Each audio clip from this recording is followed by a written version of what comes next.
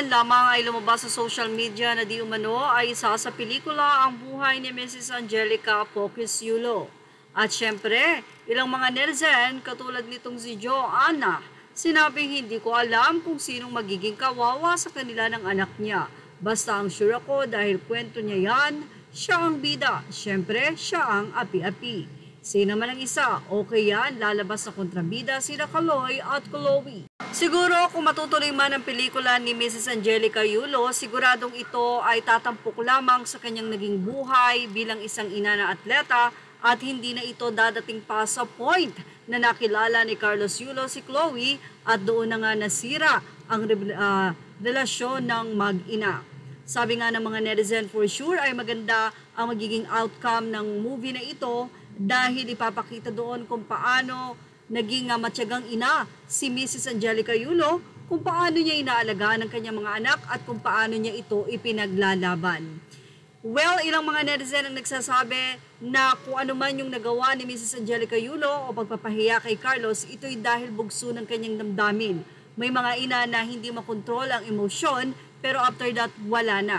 Sa kabila nun, mayroon talagang naging malaking effect ito kay Carlos. Pero kung hindi na daw ito pinatulan ni Carlos, for sure ay mas maraming incentives at napakarami ding mga endorsement ang kukuha. Hindi lamang kay Carlos pati sa pamilya. Pero dahil nga nakisawsaw na rin dito ang girlfriend na si Chloe na ayaw magpatalo, na ngayon ay nai-issue na naman dahil sa pagbibigay niya ng mensahe sa hiwalayan nila ay Idles Alas at ang asawa nitong si Gerard Sibayan ay napaka-insensitive daw nitong si Chloe San Jose.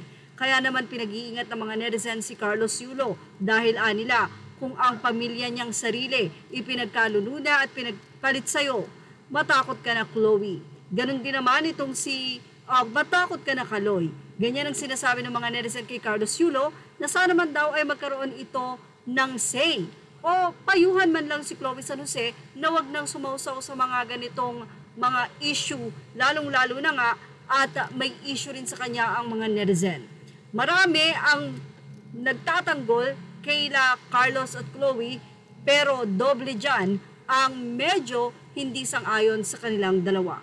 Well, nito lamang ay ibinalandra pa nga ni Chloe San Jose na i-message niya si Ai at ang anak nitong si Sofia pero walang response. Kaya naman say ng mga netizen, mukhang ayaw pang tumigil ni Chloe. Yan ang ating showbiz update. Thank you for watching. Images are all credit to the rightful owners.